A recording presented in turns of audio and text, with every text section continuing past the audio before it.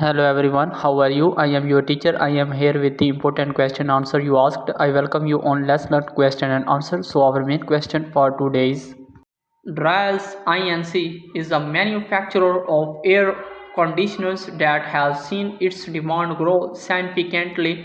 The company anticipates nationwide demand for the next year to be 180,000 units in the south, 1,20,000 units in the Midwest, 110,000 units in the East, and 1 lakh units in the West.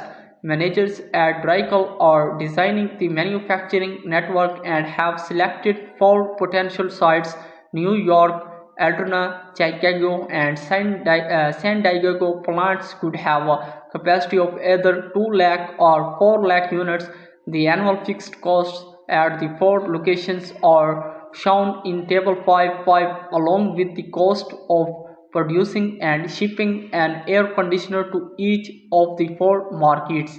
Where should DryIce build its factories and how large should they be? Correct answer is DryIce Inc. should build a 4 lakh unit capacity factory in Alternate to serve the south and east regions.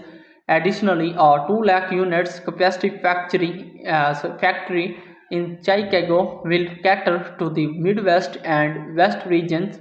Atlanta and Chicago are the optimal locations based on total cost, considering fixed costs, production costs, and shipping expenses to the target markets.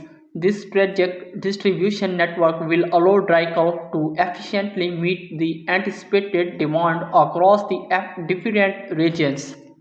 So that was our question and answer. If you have any other question, just leave a comment. Thanks for watching the video. For more helpful, subscribe my channel Learn Question and Answer so that helpful videos will reach you soon. Bye bye.